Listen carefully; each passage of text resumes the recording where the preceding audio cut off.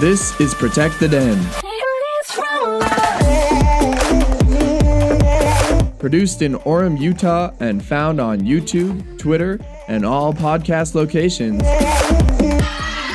Cortez skipping it to De Los Santos, who just hit one from there and connect. Here are your hosts, Jarod Ivins and Brice Larson.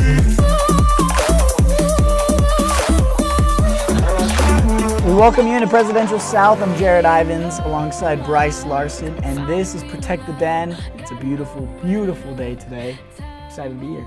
Yeah, a little bit rainy. I guess Jarod likes those rainy days. He thinks they're beautiful. Who knows? There's a lot of things that are beautiful, but rainy day. Actually, the rain is not my favorite. The rain's not your favorite? It ruins water skiing. It ruins boating. It ruins snow skiing. It makes football better. You think so? I think so. What kind of football? The real football. There we go. We have a beautiful and stacked show for you today. We're going to give you our headlines, go through the Wolverine of the week.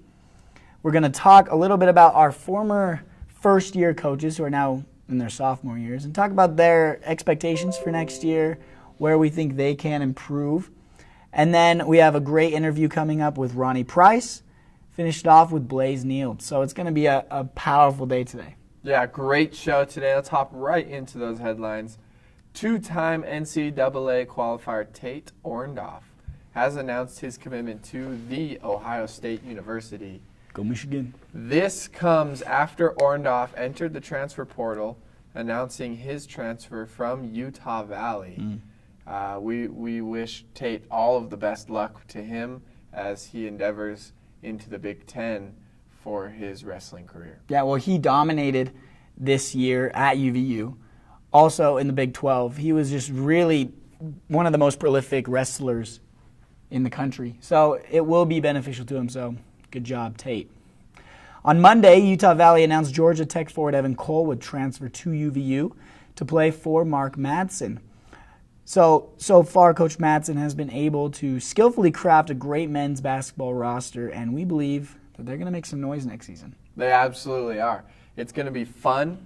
It's going to be great, and they've got a lot of in-state games that are crucial for their season next year. They got one at Utah. They're home. They're actually at BYU as well, just right down the road. Might as well be home. So it'll be two great games that we'll be able to see. They also have SUU at home. And their new rival that will be coming into the WAC. Yeah, 2 times against Dixie State. So their ability to play in the state of Utah, I think that's going to help them. It's going to be awesome with players that are around here, former alumni like Ronnie Price being able to be here and support the team. And it's going to be a great year upcoming. It will be. This week's Wolverine of the Week is the one and only Willie the Wolverine himself. Brice, why did Willie win Wolverine of the Week? Willie won the Wolverine of the Week because he is the only one and the first one to have played on the new doTERRA field. This is per UVU Baseball's Twitter account. They posted a video of Willie playing a whole game by himself. Not only did he do that, but he was able to announce the game, and he was the only fan in the stands watching himself play as well. He pitched to himself. He hit the ball. He also caught it, so he was kind of out. But he got himself out. All right, jumping into topic 1. Brice, first-year head coaches and what they're going to do in year 2. Well, let's start off with Mark Madsen in this men's basketball team.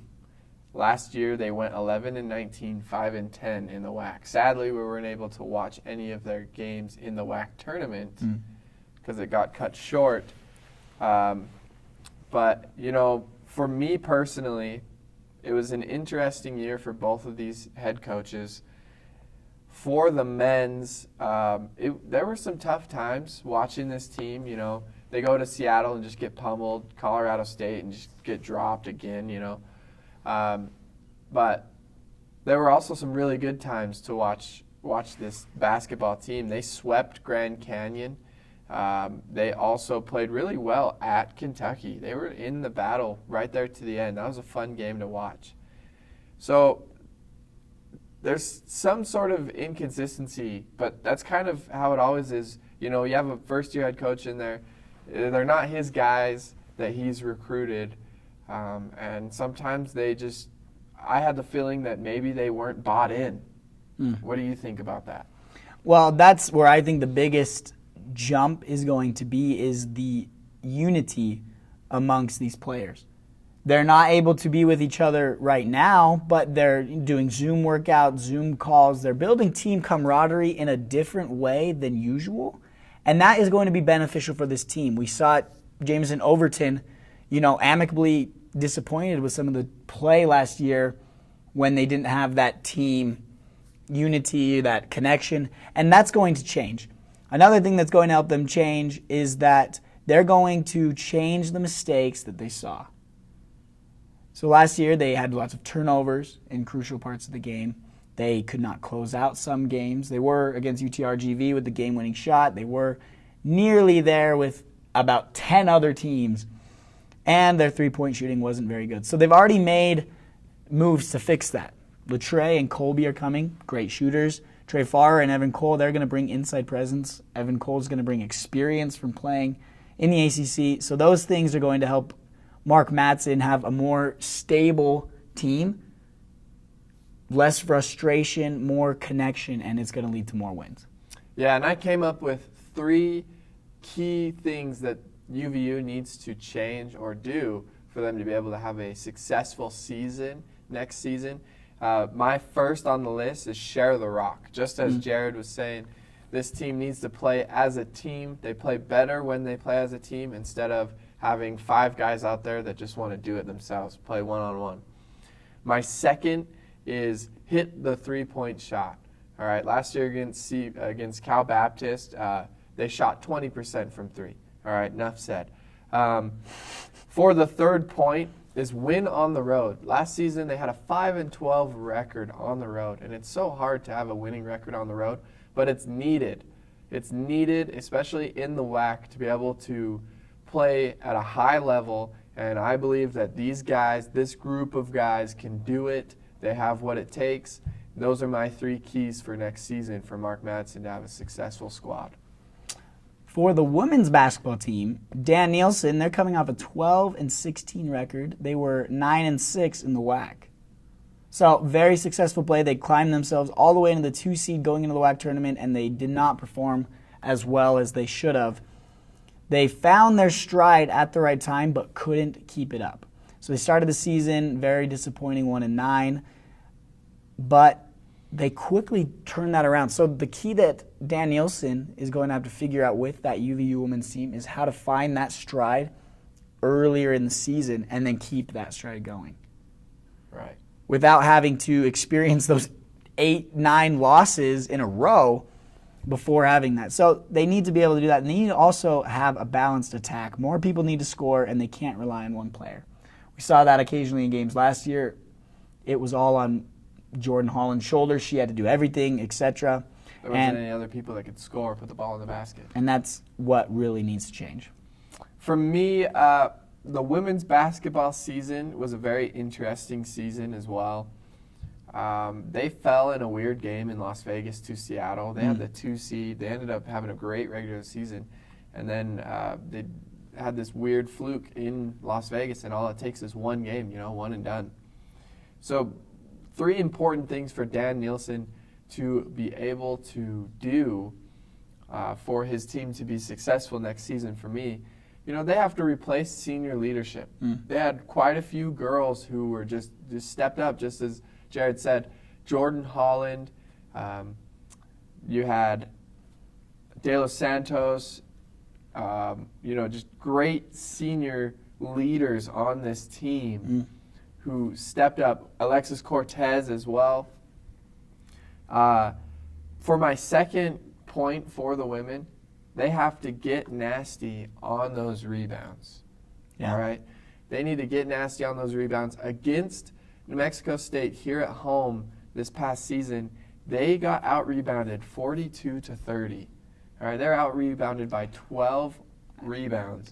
And you'll never win by that. New Mexico State's roster was just inches shorter. We had Josie Williams inside. We had nasty rebounders, but they just didn't have that tenacity. Yeah, that competitive fire inside of them that they wanted that ball. So that's something important they need to do. And finally, third for me is they were too streaky last season. All right, now you might think that's a good thing, but streaky in the opposite way. All right, you start off 1-9, you lose 8 straight. That's a streak. No momentum. And then you go on to win 5 in a row or whatever it was. It's a problem. Okay, you got to be consistent, and being consistent in college basketball is key. And those are my 3 keys for the women's basketball team next season. We want to hear what you have to say, what you think is the key to both these now sophomore year coaches going into their second year for them to be successful. You can always share those with us on Twitter, Instagram, or on YouTube comments. Coming up after the break, we'll have former UVU player and UVU Hall of Famer and NBA great Ronnie Price joining Protect the Den. We'll be right back after this.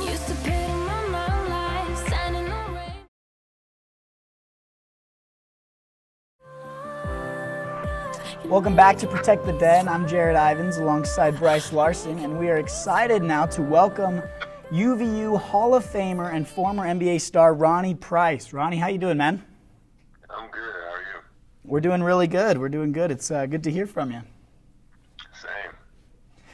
So, Ronnie, you were able to play for UVU 2002 to 2005. Kind of tell us about your process of coming to UVU and how that prepared you to play in the NBA.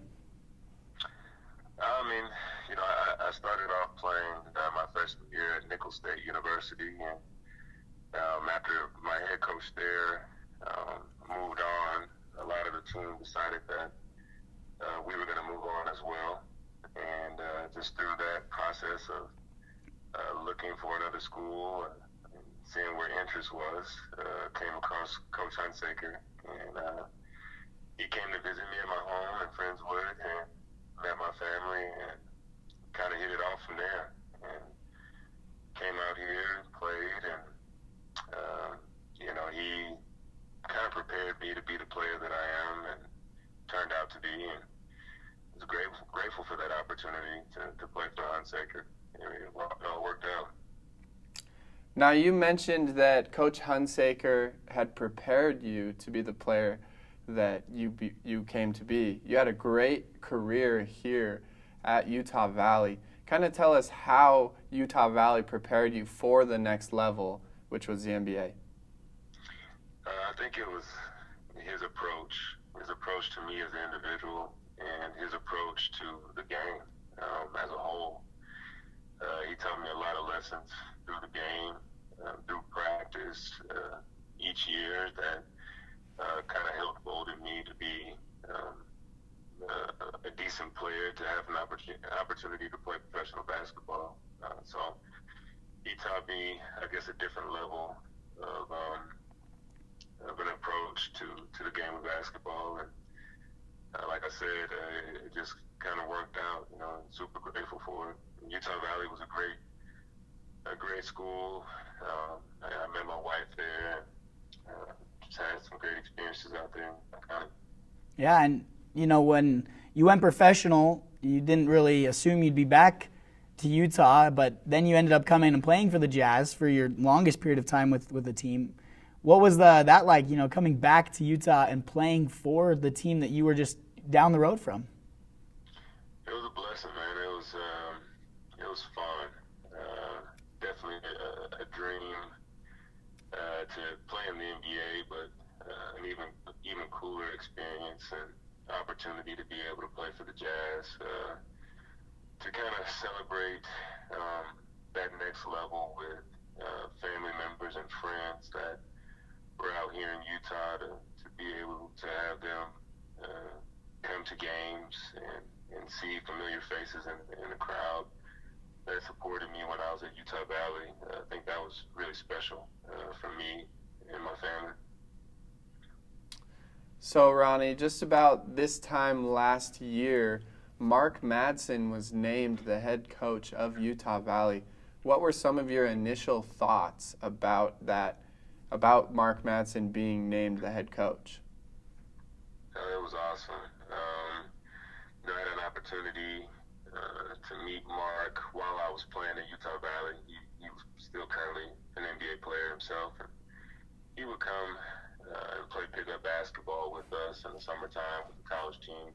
It's awesome. And, he was just an amazing professional in the way he treated us as college kids, looking up to him as an NBA player. He treated us with respect, and he handled himself like a professional. And I learned a lot of those lessons from being able to be on the same floor with him as a college player in those pickup games. And then later on in my career, when I was playing with the Lakers, he was an assistant coach. So our paths crossed again, and we were able to connect on a deeper friendship level. And so when he got the job out here, I was super excited for the school, excited for him, and excited for the community to be able to get a chance to see Mark and meet Mark and witness his passion for the game of basketball night in and night out at Utah Valley. So super happy for him. Yeah, we're excited. He's done a great job. He's done 1 year now, his first season at UVU, and now one of his first full recruiting periods has totally been interrupted by everything going on in the world. But UVU has still had one of the greatest signing periods in a while. What are your expectations from UVU next season from what we've seen from this team so far? Yeah, I've kind of been, I guess, out of the loop. This crazy time, man. It's been, I guess, a whirlwind for everyone to adjust to, and I haven't really been able to see any of the new commitments. But I guess this conversation will will force me to kind of dive deeper and see some of the action that I guess Mark and the staff have taken with adding new players. But I'm sure, and I'm positive that that however the team looks and shapes out to be next year, I'm sure that the staff is excited and they're gonna do their best to put quality, intense, passionate basketball players on the court that the community and the fans could support and get behind and be proud of. So definitely excited to see how next year turns out. I know that Mark is committed to pushing his brand of basketball on the guys, and I'm sure that the community will be happy to rally around that team. Yeah, Mark has done a great job so far as head coach here at Utah Valley. But just to end this interview, to kind of shift gears a little bit, tell us your favorite memory that you've had from your whole basketball career, whether that was here at Utah Valley or in the NBA or even in high school. There's too many. There really is too many to say my favorite. But I will say that there's one feeling that I'll never forget. There's a couple that I'll never forget, but the first time I put on an NBA jersey, first preseason game, the first regular season game, first playoff experience, like all those first moments for me. First time playing in Madison Square Garden, first time playing against an idol, a guy that I looked up to as a kid, which was Allen Iverson. His games, playing against Kobe, playing against Shaq, all those first timers for me, those feelings. I really can't put into words. Sitting there hearing the national anthem and then hearing being in Chicago and hearing the starting lineup anthem for the Chicago Bulls that everyone knows that the Bull coming out. You're thinking you're going to hear Michael Jordan's name, being called in that starting lineup, but the fact that they still have that tradition to this day. All those moments are just a collection of memories that I'll never forget, and I'm super grateful to be able to experience those. Thank you for joining us here today on Protect the Den, Ronnie. No, thanks for having me. You guys have a wonderful day. Of course. Once again, that was Ronnie Price, former UVU basketball player. We'll be right back. This is Protect the Den.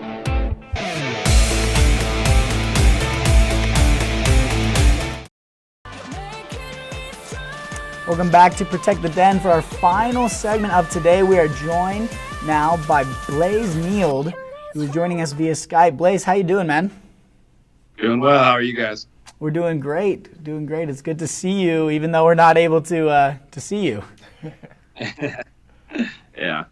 Good to see you too. Yeah, man. Well, thanks for taking the time, and we're excited to get to know you a little bit better about your decision to come to UVU and that process. But maybe walk us through that a little bit. You grew up playing here in Lehigh. You played at USU Eastern, played at BYU, and now you've made your way home to UVU. Yeah. I mean, I've always been a lover of Utah County. It's close to home. It's where I was raised, where I grew up and stuff. So playing somewhere close to home is something that's been super important to me, and I've always considered that in all the decisions I've made of where I was going to attend college first and things like that. And so it's nice to play close to home where family, friends, everyone can come out and support. So kind of walk us through that experience. What was it like to choose UVU? What made you choose to come to UVU after being at BYU and USU Eastern? I think UVU just seemed like a perfect fit for me.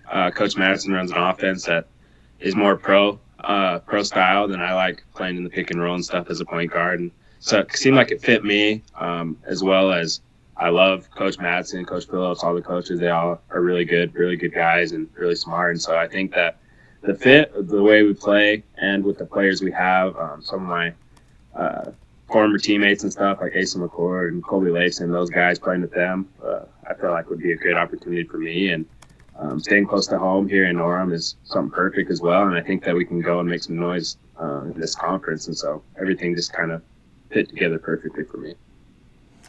And you mentioned your style of play a little bit there. What is your style of play? Do you prefer the ball in your hands, or are you more defensive-minded, scoring? What do you bring to the table? I think I bring a little bit of it all. I kind of do whatever it takes to win, I feel like. Utah State Eastern, I averaged 21 points a game. I was leading scorer and things like that. But last year, my role was more passing the ball and assisting and playing defense and stuff. But I think I'm a scorer. I'm a playmaker. I can play defense as well. And I think that I'm just willing to do whatever it takes to win, All right, Blaze, what do you think it will take for this UVU team next season to be able to win the WAC and to make it to the big dance? I think we just have to come together. I know that chemistry is a super important thing.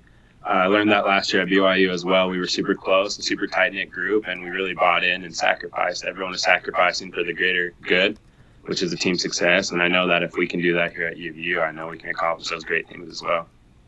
Yeah, and you mentioned that chemistry. We were actually talking about that earlier on Protect the Den today. How do you develop that chemistry when you're not able to see your teammates or practice, get shots up with them?